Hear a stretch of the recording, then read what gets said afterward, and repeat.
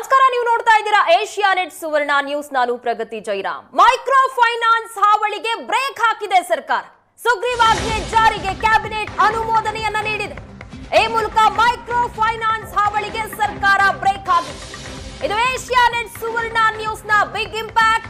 ಸುವರ್ಣ news ನಿರಂತರವಾಗಿ micro finance ಕಂಪನಿಗಳು ಯಾವ ರೀತಿಯ ಕಿರುಕುಳ ನೀಡ್ತಾ ಇದ್ದಾವೆ ಅನ್ನೋದರ ಬಗ್ಗೆ ವರದಿಯನ್ನ ಪ್ರಸಾರ ಮಾಡಿತ್ತು. ಇದು ಸುವರ್ಣ ನ್ಯೂಸ್ ನಿರಂತರ ವರದಿಯ ಬಿಗ್ ಇಂಪ್ಯಾಕ್ಟ್. ರಾಜ್ಯಪಾಲರಿಗೆ ಸುಗ್ರೀವಾಜ್ಞೆಯನ್ನ ಕಳುಹಿಸಿಕೊಡಲಾಗುತ್ತೆ. ಅಂಕಿತಕ್ಕೆ ಈಗಾಗಲೇ ಸಿದ್ಧತೆಯನ್ನ ಮಾಡಿಕೊಳ್ಳಲಾಗಿದೆ. ಸಿಎಂ ನೇತೃತ್ವದಲ್ಲಿ ನಡೆದಂತಹ ಸಭೆಯಲ್ಲಿ ಮಹತ್ವದ ತೀರ್ಮಾನವನ್ನ ಕೈಗೊಳ್ಳಲಾಗಿದೆ.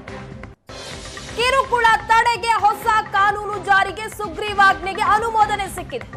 ಇಂದಿನಿಂದ ಬಂದಾಗತ್ತೆ ಮೈಕ್ರೋ ಫೈನಾನ್ಸ್ಗಳ ಕಾಟ. ಇನ್ಮುಂದೆ ಸಾಲದ ವಹಿವಾಟಿಗೆ ನೋಂದಣಿ ಮಾಡಿಕೊಳ್ಳೋದು ಕಡ್ಡಾಯ. ನೋಂದಣಿ ಪ್ರಾಧಿಕಾರ ರಚಿಸುವುದಕ್ಕೆ ಸರ್ಕಾರ ನಿರ್ಧಾರ ಮಾಡಿದೆ. ಕ್ಯಾಬಿನೆಟ್ ಸಭೆಯಲ್ಲಿ ನೋಂದಣಿ ಮಾಡದೆ ವಹಿವಾಟನ್ನ ನಡೆಸಿದ್ರೆ 3 ವರ್ಷ ಜೈಲು ಶಿಕ್ಷೆಯನ್ನು ಅನುಭವಿಸಬೇಕಾಗತ್ತೆ. ಜೊತೆಗೆ 1 ಲಕ್ಷ ರೂಪಾಯಿ ದಂಡವನ್ನ ವಿಧಿಸಲಾಗುತ್ತೆ. ರಾಜ್ಯಪಾಲರ ಅಂಕಿತದ ಬಳಿಕ ಗೆಜೆಟ್ ನೋಟಿಫಿಕೇಶನ್ ಅನ್ನ ಹೊರಡಿಸಲಾಗುತ್ತೆ. ಕ್ಯಾಬಿನೆಟ್ನ ಸಭೆಯಲ್ಲಿ ಮಹತ್ವದ ತೀರ್ಮಾನ ಆಗಿದೆ. ಇವತ್ತು ಸುಗ್ರೀವಾಜ್ಞೆ ಜಾರಿಗೆ ಕ್ಯಾಬಿನೆಟ್ನಲ್ಲಿ ಅನುಮೋದನೆ ಸಿಕ್ಕಿದೆ. ಫೈನಾನ್ಸ್ ಕಂಪನಿಗಳ ಕಿರುಕುಳದಿಂದಾಗಿ ಸಾಕಷ್ಟು ಜನ ನೊಂದು ಬೆಂದಿದ್ದಾರೆ. ಸಾಕಷ್ಟು ಜನ ಆತ್ಮಹತ್ಯೆ ಶರಣಾಗಿದ್ದಾರೆ. ಆತ್ಮಹತ್ಯೆಯ ಪ್ರಯತ್ನಗಳನ್ನ ಮಾಡಿದ್ದಾರೆ. ಊರನ್ನೇ ಬಿಟ್ಟು ಹೋಗಿದ್ದಾರೆ ಕೆಲವರು. ಕೊನೆಗೂ ಸರ್ಕಾರ ಎಚ್ಚೆತ್ತುಕೊಂಡಿತು. ಸುಗ್ರೀವಾಜ್ಞೆ ಜಾರಿಗೆ ಕ್ಯಾಬಿನೆಟ್ನಲ್ಲಿ ಅನುಮೋದನೆ ಸಿಕ್ಕಿದೆ. ಮೈಕ್ರೋ ಫೈನಾನ್ಸ್ ಹಾವಳಿಗೆ ಈ ಮೂಲಕ ಬ್ರೇಕ್ ಹಾಕ್ತಾ ಇದೆ ಸರ್ಕಾರ. ಮೈಕ್ರೋ ಫೈನಾನ್ಸ್ ಹಾವಳಿಗಳ ಬಗ್ಗೆ ನಿರಂತರವಾಗಿ ನಿಮ್ಮ ಏಷ್ಯಾನೆಟ್ ಸುವರ್ಣ ನ್ಯೂಸ್ ವರದಿಯನ್ನ ಪ್ರಸಾರ ಮಾಡಿತ್ತು. ಎಲ್ಲೆಲ್ಲಿ ಯಾವ ರೀತಿಯ ಜನ ಕಷ್ಟ ಅನುಭವಿಸ್ತಾ ಇದ್ದಾರೆ, ಎಷ್ಟೋ ಮನೆಗಳಿಗೆ ಬೀಗ ಜಡಿಯಲಾಗಿತ್ತು. ನಿರಂತರ ವರದಿ ಮೂಲಕ ಬೀಗವನ್ನ ಸಹ ತೆಗೆಸುವಂತ ಕೆಲಸ ಮಾಡಿದ್ವಿ. ಫೈನಲಿ ಸರ್ಕಾರ ಈಗ ಮೈಕ್ರೋ ಫೈನಾನ್ಸ್ ಹಾವಳಿಗೆ ಬ್ರೇಕ್ ಹಾಕಿದೆ.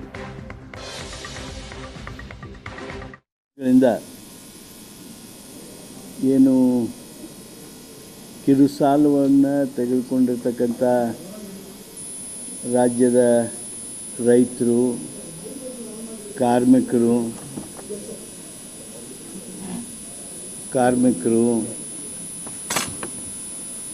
ಬೇರೆ ಬೇರೆ ಚಿಕ್ಕ ಅತಿ ಚಿಕ್ಕ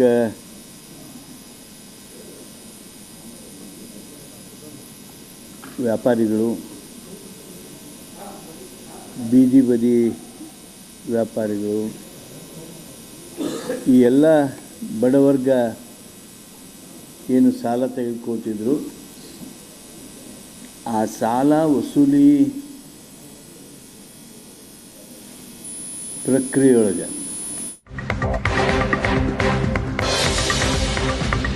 ಮೈಕ್ರೋ ಫೈನಾನ್ಸ್ ಟಾರ್ಚರ್ಗೆ ಸರ್ಕಾರ ಬ್ರೇಕ್ ಹಾಕ್ತಾ ಇದೆ. ಕೆಲವು ತಾಂತ್ರಿಕ ಸಮಸ್ಯೆ ಬಗ್ಗೆ ಸಂಜೆ ಕೃಷ್ಣಾದಲ್ಲಿ ಸಭೆಯಾಗತ್ತೆ. ಸುಗ್ರೀವಾಜ್ಞೆ ಅನುಮೋದನೆ ಬಳಿಕ ಎಚ್.ಕೆ. ಪಾಟೀಲ್ ಅವರು ನೀಡಿರುವಂತಹ ಹೇಳಿಕೆ ಇದು. ಫೈನಾನ್ಸ್ ಗಳಿಂದ ಸಾಲ ವಸೂಲಿ ಕ್ರಮ ಸರಿಯಾಗಿಲ್ಲ. ಫೈನಾನ್ಸ್ ದರ್ಪಕ್ಕೆ ಕಡಿವಾಣ ಹಾಕೋದಕ್ಕೆ ತೀರ್ಮಾನ ಮಾಡಲಾಗಿದೆ. ಹೊಸ ಮಸೂದೆ ತರೋದಕ್ಕೆ ಸರ್ಕಾರದ ನಿರ್ಧಾರ ಆಗಿದೆ ಅಂತ ಹೇಳಿಕೆ ಕೊಟ್ಟಿದ್ದಾರೆ.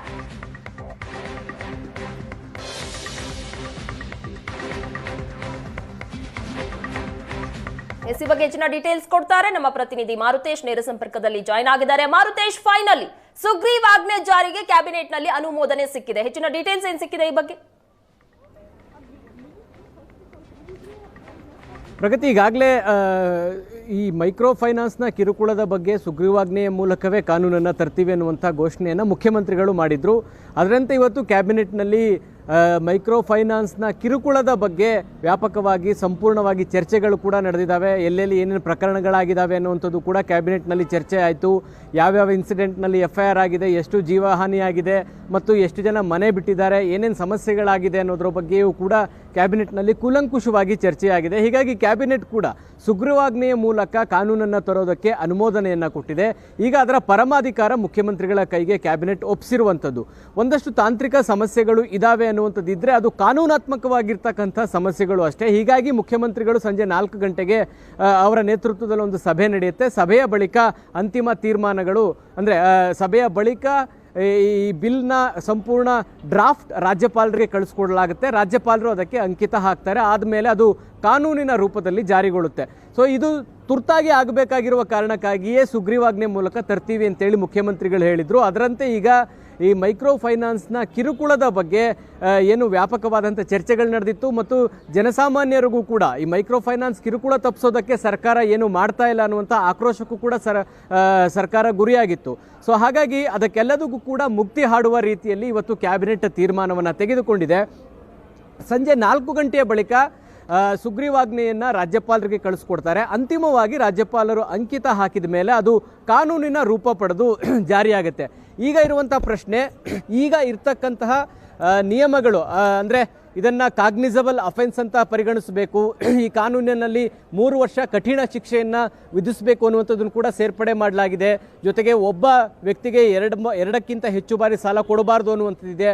ಆತನ ಸಾಮರ್ಥ್ಯಕ್ಕೆ ಅನುಗುಣವಾಗಿ ಸಾಲ ಕೊಡಬೇಕು ಅನ್ನುವಂಥದ್ದಿದೆ. ಮತ್ತು ಯಾವ್ಯಾವ ಮೈಕ್ರೋ ಫೈನಾನ್ಸ್ ಕಂಪನಿಗಳು ರಿಜಿಸ್ಟರ್ ಮಾಡ್ಕೊಂಡಿದ್ದಾವೆ ಅದು ಸರ್ಕಾರದ ಗಮನಕ್ಕೆ ತರಬೇಕು. ಅವರ ವಹಿವಾಟುಗಳೇನು ಅನ್ನೋದ್ರ ಬಗ್ಗೆಯೂ ಕೂಡ ಸರ್ಕಾರ ಆಗಿಂದಾಗೆ ಅಂದರೆ 2 ವರ್ಷಕ್ಕೊಮ್ಮೆ ರಿನ್ಯೂವಲ್ ಮಾಡುವಂಥ ಅಂಶಗಳನ್ನು ಕೂಡ ಸೇರಿಸಲಾಗಿದೆ. ಸೊ ಈ ರೀತಿಯಂಥ ಹಲವಾರು ಅಂಶಗಳಿದ್ದಾವೆ. ಅಂದರೆ ಸುಗ್ರೀವಾಜ್ಞೆಯ ಮೂಲಕ ತರುವಂತಹದ್ದು ಕಾನೂನಾತ್ಮಕವಾಗಿ ನಾಳೆ ಕೋರ್ಟ್ನಲ್ಲೂ ಕೂಡ ಪ್ರಶ್ನೆ ಆಗಬಾರ್ದು. ಸೊ ಹಾಗಾಗಿ ಒಂದಷ್ಟು ಕಾನೂನಾತ್ಮಕವಾದ ಅಂಶಗಳ ಬದಲಾವಣೆಯ ಕಾರಣಕ್ಕಾಗಿ ಮುಖ್ಯಮಂತ್ರಿಗಳಿಗೆ ಒಂದು ಬ್ರೀಫಿಂಗ್ ಕೂಡ ಆಗುತ್ತೆ. ಕಾನೂನು ಸಚಿವರು ಕೂಡ ಈ ಸಭೆಯಲ್ಲಿ ಭಾಗಿರ್ತಾರೆ. ಅದಾದ ಮೇಲೆ ಕಂಪ್ಲೀಟ್ ಆಗಿ ಒಂದು ಡ್ರಾಫ್ಟ್ ರೆಡಿಯಾಗಿ ರಾಜಭವನಕ್ಕೆ ಕಳಿಸ್ಕೊಡ್ಲಾಗುತ್ತೆ. ಅಂದರೆ ಅಧಿಕೃತವಾಗಿ ರಾಜ್ಯಪಾಲರು ಅಂಕಿತ ಹಾಕಿದ ಕ್ಷಣದಿಂದಲೇ ಸುಗ್ರೀವಾಜ್ಞೆ ಜಾರಿಗೆ ಬರುತ್ತೆ. ಇತ್ತೀಚೆಗಷ್ಟೇ ನಾವು ನೋಡೋ ಹಾಗೆ ಅರಮನೆ ಮೈದಾನದ TDR ಕೂಡ ಇದೇ ರೀತಿಯಾಗಿತ್ತು. ಕ್ಯಾಬಿನೆಟ್ ಸುಗ್ರೀವಾಜ್ಞೆಯ ಮೂಲಕ ಕಾನೂನನ್ನು ಜಾರಿಗೆ ತಂತು. ರಾಜ್ಯಪಾಲರು ನಿನ್ನೆ ಅಷ್ಟೇ ಆ ಒಂದು ಸುಗ್ರೀವಾಜ್ಞೆಗೂ ಕೂಡ ಅಂಕಿತ ಹಾಕಿದ್ದು. ಅದೇ ಮಾದರಿಯಲ್ಲಿ ಮೈಕ್ರೋ ಫೈನಾನ್ಸ್ ಕಿರುಕುಳಕ್ಕೆ ಕಡಿವಾಣ ಹಾಕುವಂಥ ಸಲುವಾಗಿಯೂ ಕೂಡ ಸರ್ಕಾರ ಈಗ ಸುಗ್ರೀವಾಜ್ಞೆ ತರೋದ್ರ ಮೂಲಕ ಕಡಿವಾಣ ಹಾಕೋದಕ್ಕೆ ಈಗ ಸರ್ಕಾರ ಮುಂದಾಗಿದೆ. ನಾಳೆ ಮೈಕ್ರೋ ಫೈನಾನ್ಸ್ ಕಂಪನಿಗಳು ಈ ಸುಗ್ರೀವಾಜ್ಞೆಯನ್ನು ಪ್ರಶ್ನೆ ಮಾಡಿ ಕಾನೂನಾತ್ಮಕವಾಗಿ ಹೋರಾಟಕ್ಕೆ ಮುಂದಾದರೆ ಸರ್ಕಾರಕ್ಕೆ ಯಾವುದೇ ಹಿನ್ನಡೆಯಾಗಬಾರ್ದು ಮತ್ತು ಸರ್ಕಾರ ತೆಗೆದುಕೊಂಡಿರ್ತಕ್ಕಂಥ ತೀರ್ಮಾನವನ್ನು ನಾಳೆ ಕೋರ್ಟ್ನಲ್ಲೂ ಕೂಡ ಸರ್ಕಾರದ ಪರವಾಗಿ ವಾದ ಮಂಡಿಸೋರು ಅಥವಾ ನಾಳೆ ಅದು ಕೋರ್ಟ್ಗೆ ಹೋದರೆ ಅಲ್ಲಿಯೂ ಜಸ್ಟಿಫೈ ಮಾಡಬೇಕಾದಂಥ ಅಂಶಗಳಿರಬೇಕಾಗುತ್ತೆ. ಯಾವ ಕಾರಣಕ್ಕಾಗಿ ಸುಗ್ರೀವಾಜ್ಞೆಯನ್ನು ನಾವು ತಂದಿದ್ದೀವಿ ಅನ್ನುವಂಥ ವಿವರಣೆಗಳು ಕೂಡ ಬೇಕಾಗುತ್ತೆ. ಬಹುಶಃ ಆ ಕಾರಣಕ್ಕಾಗಿ ಮುಖ್ಯಮಂತ್ರಿಗಳ ಜೊತೆ ಸಂಜೆ 4 ಗಂಟೆಗೆ ಸಭೆ ನಡೆಯುತ್ತೆ ಅಂತ ಕಾಣಿಸುತ್ತೆ. ಪ್ರಗತಿ.